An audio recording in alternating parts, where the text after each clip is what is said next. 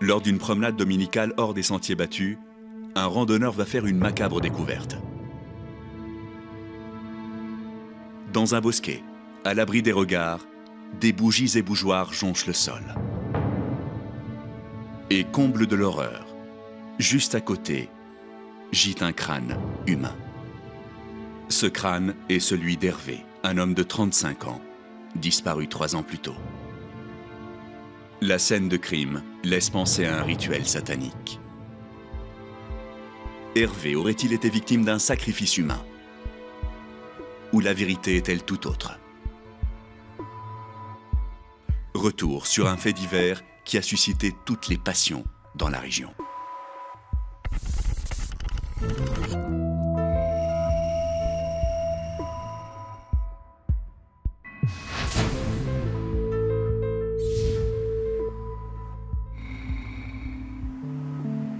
C'est ici que le mystère qui se cache derrière cette affaire a commencé, dans la ville du Havre, en Normandie.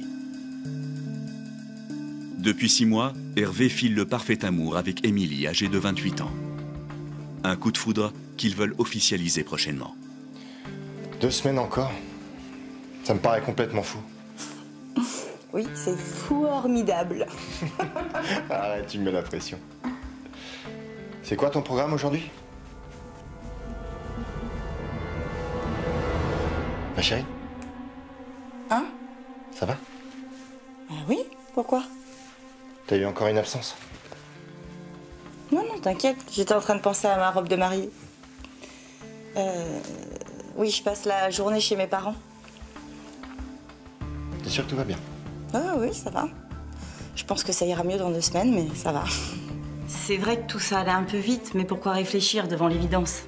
Quand je l'ai vu, j'ai tout de suite su, il était rassurant et surtout, ce que j'aimais beaucoup, c'est qu'il ne jugeait pas. Mes absences, par exemple, il voyait très bien que j'éludais souvent les questions, mais il ne cherchait jamais à me tirer les verres du nez. Pour moi, c'était ça l'amour. Respecter l'autre pour ce qu'il est. Et Hervé, il était comme ça avec moi. Il veillait sur moi et pour moi, c'est ce qui m'apportait le plus. Ce mariage s'annonce donc sous les meilleurs auspices, d'autant que les parents d'Émilie sont aux anges, et tout particulièrement son père, Jacques, qui veille sur sa fille unique et sa femme. Excuse-moi ma chérie, t'as pas vu ta mère? Eh, dis donc, tu pourrais frapper avant d'entrer. T'as vu? Tu la trouves comment? Donc ça fait plus de 2 heures qu'elle est partie, je m'inquiète. Bah écoute, je sais pas, moi, ça se trouve, elle est partie faire du shopping pour se trouver une tenue pour le mariage. Oui, ben ça l'empêche pas de répondre au téléphone quand même. Bon, écoute, papa, tu peux pas la laisser respirer un peu, là? Elle a besoin de vacances, elle aussi, hein? Oui, ben avec elle, c'est plutôt moi qui aurais besoin de vacances. La dernière fois qu'elle est sortie seule pour faire du shopping, elle a ramené un piano à queue. Oui, c'est parce qu'Hervé avait dit qu'il voulait prendre des cours de piano. Hey, et la fois d'avant, c'était un SDF. Ah oui, bah quand il avait froid, quoi. Écoute, elle est comme ça, ta femme. Elle aime les gens, tu pourras pas la changer. Ouais, ben on peut pas accueillir ici toute la misère du monde, hein, quand même. Ah oui, d'ailleurs, à ce propos, tu pourras m'aider à filtrer les invités pour le jour du mariage? Parce que j'ai pas envie de me voir arriver une dizaine de personnes en sandales avec des têtes d'illuminés. Eh, ma chérie, tu me lâches un peu avec cette histoire. Ça fait presque 10 ans. Il y a prescription, non? Mais t'étais passé où? J'arrête pas de t'appeler. Oh, ta fille se marie dans 2 semaines et j'ai toujours rien à me mettre. Tu pensais quoi? Que j'avais disparu? J'avais l'air de rigoler comme ça, mais en fait, j'étais vraiment très inquiet. Sous ses apparences un peu fofolles, Evelyne était quelqu'un de très fragile. Prête à suivre n'importe qui si elle pensait qu'il pouvait lui donner les clés de la sérénité. Il y a 10 ans, elle était tombée sous l'influence d'une secte et j'avais eu beaucoup de mal, mais vraiment beaucoup de mal à la récupérer. Et oui, c'est vrai, depuis, je n'avais qu'une seule peur, c'est que ça recommence. Après 3 années de thérapie, Evelyne a repris pied dans la réalité. Et nul n'est au courant de ce passé trouble. Et encore moins Hervé. Issu d'une famille déchirée, il trouve ici la chaleur d'un foyer qu'il n'a jamais connu. Oh, il fallait pas, elles sont magnifiques. Merci, mon chéri. C'est à moi de vous remercier. Ce que vous m'offrez vaut bien plus que le plus magnifique des bouquets de fleurs. Oh, mais arrête de voir le mal partout. Toi aussi, tu es ma chérie.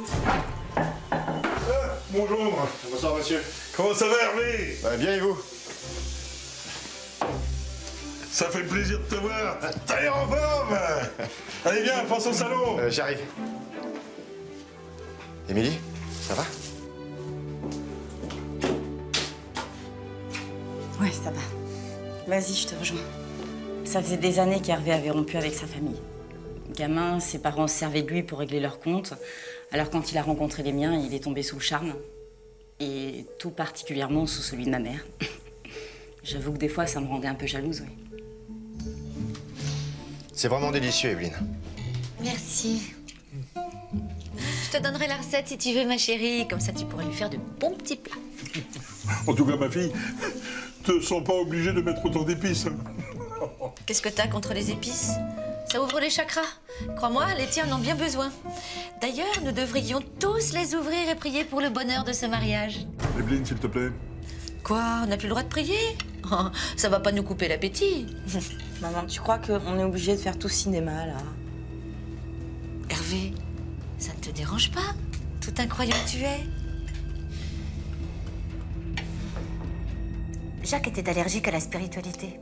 Ok, c'est vrai, après ce que je lui avais fait vivre, il avait de quoi. Mais j'avais une certaine foi en la vie et je ne vois pas pourquoi je n'avais pas le droit de ne pas la partager avec les miens. Je sentais bien qu'Hervé était beaucoup plus ouvert qu'eux. Alors c'est sûr, je me lâchais un petit peu. J'aimais beaucoup Hervé. Si Hervé semble ouvert à toutes les excentricités de sa belle-mère, ce soir-là, et pour la première fois, il semble empreint de doute. Tu trouves pas que tout ça va très vite? Attends, mais tu me fais peur, là. C'est à cause de ma mère, c'est ça? Tu la trouves trop barge? Non, pas du tout. Elle est pas barge, ta mère. Au contraire, elle est géniale. Non, c'est juste que c'est dans 2 semaines et je réalise pas vraiment, voilà. Ah bon? Et qu'est-ce qu'il te faudrait pour réaliser? En fait, j'aimerais bien être seul pendant 1 semaine, comme une retraite, histoire de me retrouver un peu. Ça t'ennuie? Non, pas du tout. Au contraire, je trouve ça bien que tu prennes ce moment au sérieux. Ah tiens, t'as qu'à aller dans la maison de campagne de mes parents. Il fait trop froid en ce moment, ils y vont jamais. Tu serais d'accord? À ton avis? C'est génial. Je suis tellement heureux que tu me comprennes. J'avais tellement eu peur qu'Hervé me dise qu'il ne voulait plus se marier que pour moi, cette idée de retraite, c'était un vrai soulagement.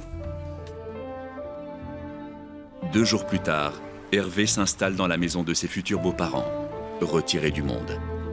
Mais un événement inattendu va venir troubler la quiétude de sa retraite.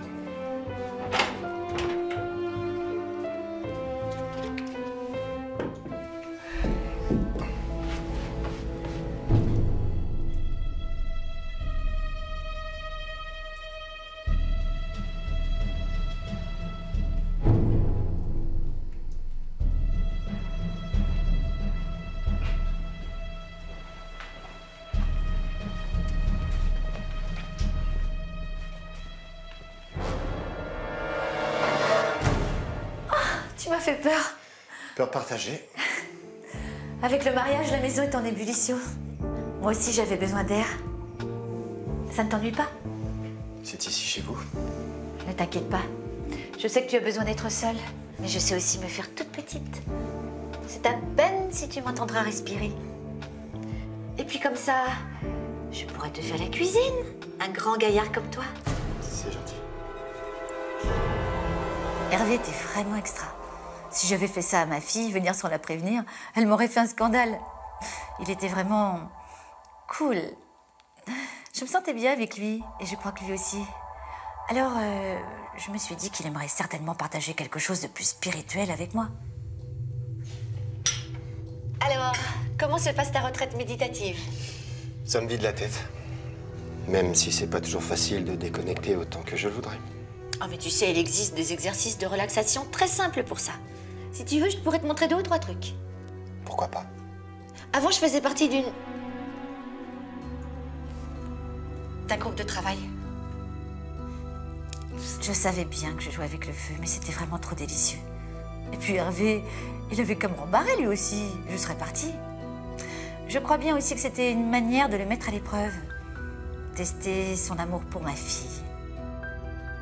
Alors qu'Evelyne n'a pas le comportement qu'on attend d'une mère de famille, à une 20aine de kilomètres de là, au Havre, Jacques et sa fille sont à 1000 lieues de tout ça. J'aime te voir heureuse, ma chérie. Ça fait ressortir tes jolis yeux. Et encore, tu m'as pas vu dans ma robe de mariée. Tu me verrais dedans, mais je déchire. Je suis content pour toi. Après tout ce que t'as traversé. Tu sais, il m'arrive encore de faire des cauchemars. Je m'en veux, tu sais. J'ai pas su te protéger. Ne t'en veux pas, papa. Si je suis là, c'est grâce à toi. Excuse-moi.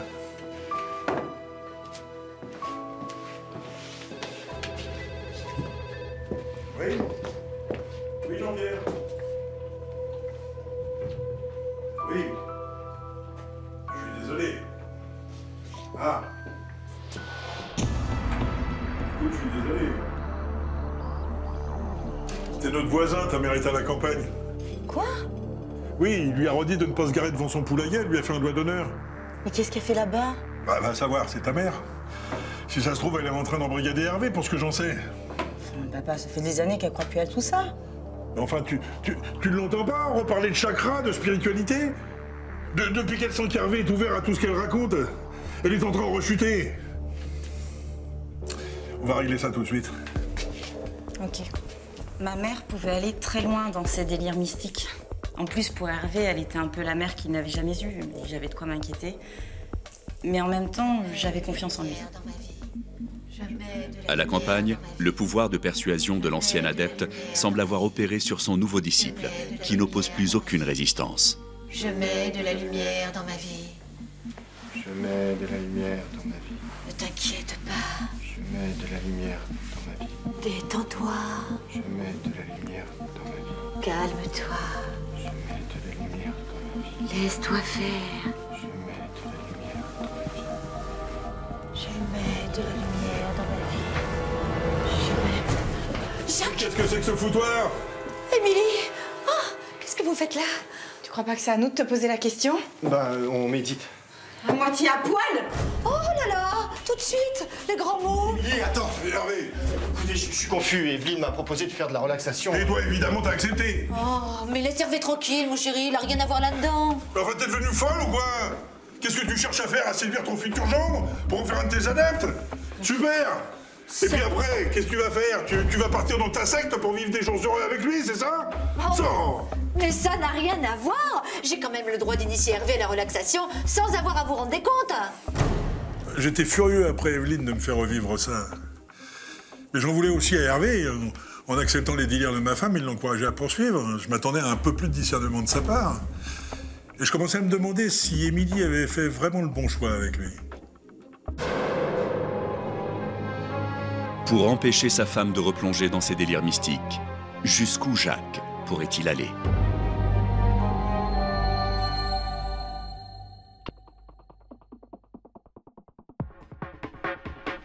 Alors qu'Hervé était venu chercher ici un peu de quiétude avant son mariage, il se retrouve au milieu de la tourmente.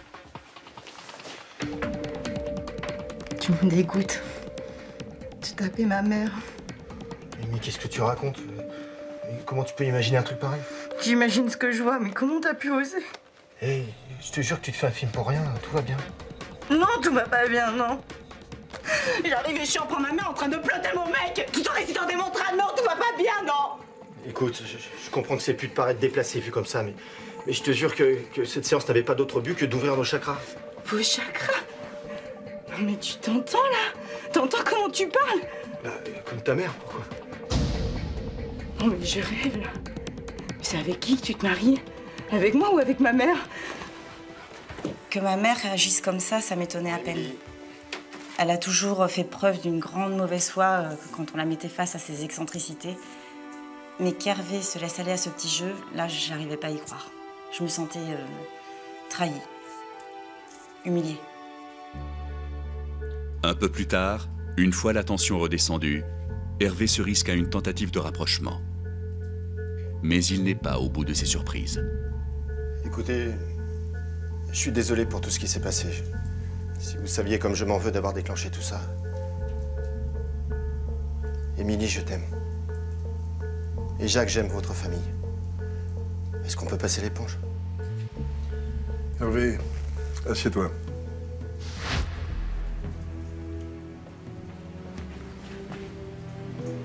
Il faut que je te dise quelque chose.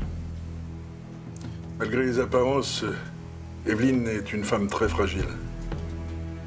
Il y a 10 ans, elle a été récupérée par une secte et je me suis battu pour la ramener à la réalité, mais depuis, son équilibre est encore très borderline.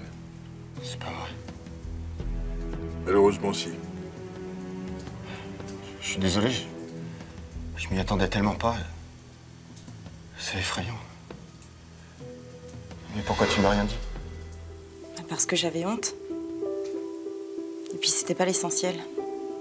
Tout le monde ici veut oublier cet épisode malheureux. C'est pour ça qu'elle ne t'en a pas parlé. Bien, maintenant, il ne faudrait pas l'encourager dans ses excentricités, elle pourrait rechuter. Alors si tu veux bien, j'aimerais qu'à l'avenir, tu déclines ses invitations pour je ne sais quelle séance de trucs un peu bizarres. Je comprends. Émilie, je suis désolé. Et finalement, cette situation avait eu le mérite de mettre les choses au clair.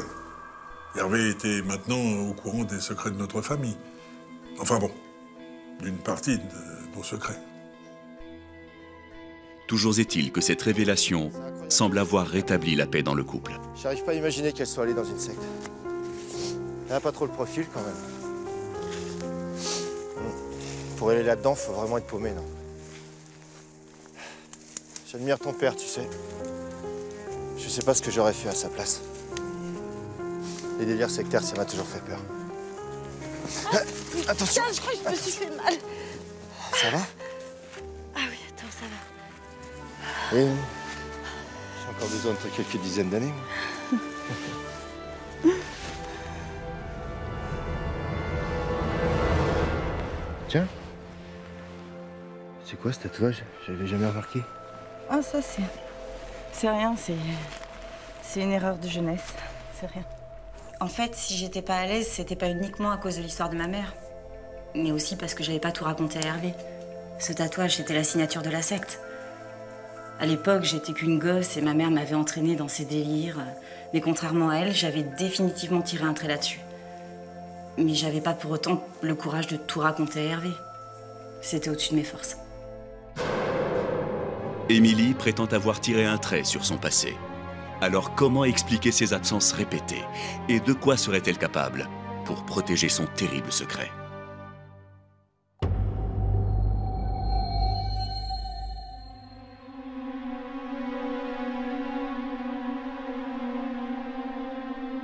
De son côté, Evelyne, elle, ne sait pas qu'Hervé connaît tout son passé. Hervé, je vais faire une machine, tu veux me donner ton linge sale?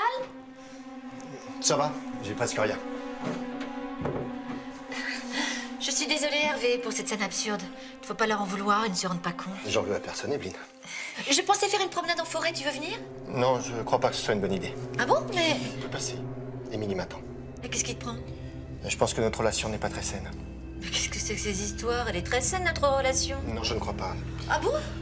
Bah, j'avais plutôt l'impression que tous les deux, on était en phase. Evelyne ne le prenait pas mal. Mais avant d'être votre gendre, je suis le futur mari d'Émilie. Oh là, m'envoyer balader comme ça a été dur. Hein. Il n'avait pas le droit d'être aussi froid avec moi. Bon, ok, j'avais un peu exagéré, mais ce qui m'a le plus blessée, c'est son regard. Mélange de gêne, de compassion et de jugement. Non, c'est évident. On lui avait raconté pour moi. Aussi, pour en avoir le cœur net, Evelyne va avoir une explication avec sa fille. Qu'est-ce que t'allais raconter à Hervé sur moi? Et j'ai plus 5 ans là, tu peux frapper avant d'entrer. Réponds-moi, Émilie, qu'est-ce que tu lui as dit? La vérité. Parce qu'apparemment, t'as pas coupé le cordon. Alors toi aussi, tu es comme ton père. Tu ne me fais pas confiance. Parce que j'aspire à une certaine spiritualité, tu crois que je ne fais pas la différence? Et écoute, après tout, tu fais ce que tu veux. Mais tu laisses Hervé en dehors de tes délires, d'accord? Je te rappelle que mes délires étaient aussi les tiens à l'époque. Tu lui as dit? Non. Et tu lui dis rien non plus. T'entends? Jamais. J'avais peur qu'elle lui raconte tout. Elle avait pas l'air d'avoir digéré qu'on ait tout dit à Hervé. Avec elle, tout était possible. Mais bon, j'étais bien obligée de lui faire confiance. Et moi, quoi que dise mon père, j'étais pas décidée à lui dire la vérité. C'était au-dessus de mes forces. En effet, Comment Hervé réagirait-il s'il apprenait qu'Émilie a passé sous silence une partie de sa vie? J'ai jamais été aussi bien dans ma vie. Et tu sais pourquoi? Parce que je suis la plus belle et la plus intelligente de toutes les femmes. Oui, bien sûr. Mais aussi parce qu'on a crevé l'abcès. Et aussi parce que, pour la première fois, j'ai confiance. Confiance? Oui, en toi. Quand je voyais mes parents se mentir et se déchirer sans arrêt, je me disais qu'un couple uni, ça n'existait pas. Mais je me trompais. Je te connaissais pas encore.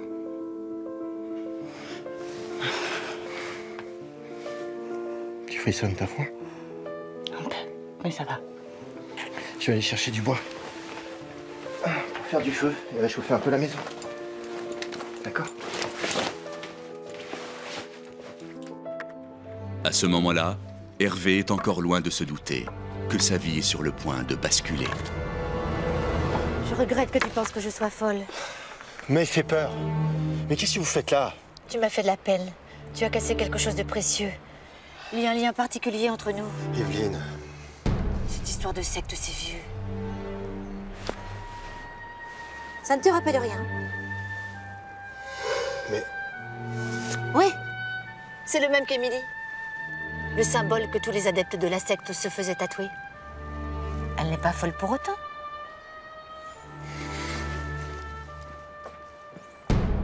Mon intention n'était pas de nuire à ma fille.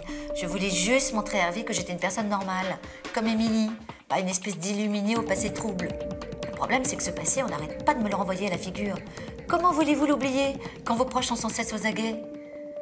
Ce jour-là, je crois que j'ai naïvement pensé que si je lui dévoilais la vérité, tout rentrerait dans l'ordre. Mais les choses vont prendre une toute autre tournure. C'est quoi cette histoire? Hé, doucement, quelle histoire? Pourquoi tu m'as rien dit pour toi? Hein? Pourquoi? Émilie, réponds-moi. Je veux t'entendre me dire la vérité.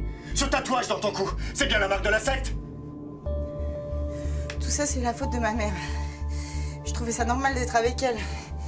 Mais on quitte pas une secte comme ça. J'ai senti le danger, j'ai voulu partir, ils m'ont menacée. Ils m'ont dit qu'ils s'en prendraient à elle si je partais. Tout ça, c'était horrible, je t'assure. Mais c'est pas vrai. Je quitte une famille de dingue pour une autre encore plus frappadingue. Mais... Comment j'ai pu être aussi naïf? Comment, moi qui pensais que vous étiez des personnes normales? Mais je suis normale, je t'assure, tout ça c'est derrière moi maintenant, ça veut plus rien dire. C'est pour ça que tu fais des cauchemars toutes les nuits et que t'as des absences? Mais je suis pas folle. C'est pas ça le problème. Le problème c'est que tu m'as menti, alors qu'on s'était juré de se faire confiance. Tu gardais tous ces secrets à une semaine de notre mariage. Je suis désolée. Pas autant que moi. Mais qu'est-ce qui se passe ici? Enfin, Hervé, t'entends comment tu parles à ma fille? Mais vous êtes tous fous dans cette famille. Hervé, tout ça n'est qu'un malentendu. Je t'en prie, reste. Tu es comme notre fils. On t'adore. Je ne veux plus vous voir. Et le mariage, c'est terminé. Hervé, s'il te plaît.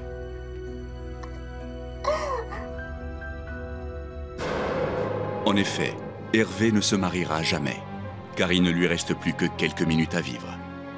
Émilie, dévastée, aurait-elle pu tuer celui qui ne veut plus d'elle? Jacques, ce père trop protecteur, ou Evelyne, cette femme au passé trouble, serait-il capable de s'en prendre à leur futur gendre?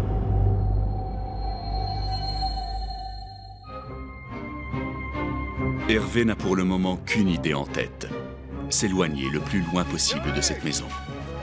Mais Jacques ne compte pas le laisser partir comme ça. Hervé! Laissez-moi! Hervé! Hervé! Vous êtes où? Hervé! Laissez-moi, je vous dis! Ça sera en bas, moi je vais voir là aussi. Ok. Vous nous entendez? Jacques! Feu, Hervé!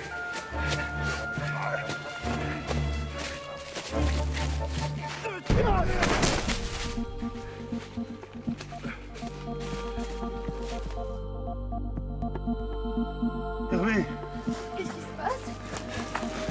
Il est blessé? il est mort. Il s'est brisé la nuque. Oh, c'est affreux. Pour protéger leur fille, Jacques et sa femme décideront tous les deux d'abandonner le corps dans la forêt et de ne rien dire à Émilie. Le lendemain, et dans les années qui vont suivre, Evelyne, seule, se prêtera à un rituel morbide. Je ne pouvais pas le laisser comme ça. On n'abandonne pas un corps sans sépulture. Pendant 3 ans, je suis revenue, chaque année, à cette sinistre date d'anniversaire, pour méditer. Si nous l'avions dit à Émilie, elle se serait sentie coupable de la mort d'Hervé. C'était déjà assez difficile pour elle de l'avoir perdu. Une enquête dans l'intérêt des familles sera ouverte. Mais sans aveu ni cadavre, chacun était en droit de penser qu'Hervé avait fait le choix de refaire sa vie. Le mystère qui entourait sa disparition aurait donc pu rester à jamais sans réponse si 3 ans plus tard, un randonneur n'avait découvert les restes de son corps à l'endroit où Evelyne venait le retrouver. Maintenant, je sais ce que mes parents ont fait. Et je peux pas leur en vouloir. Ils l'ont fait pour me protéger, par amour. C'est vrai qu'à l'époque, j'étais tellement atteinte par cette histoire. Je crois qu'ils ont bien fait. L'enquête de police s'orientera très vite vers la famille. Et les enquêteurs n'auront pas de mal à leur faire raconter toute l'histoire. Jacques sera condamné à 3 ans de prison pour homicide involontaire et Evelyne à 6 mois avec sursis pour recel de cadavre. Quant à Émilie, elle refera sa vie avec un autre homme. Elle vient d'accoucher d'un petit garçon.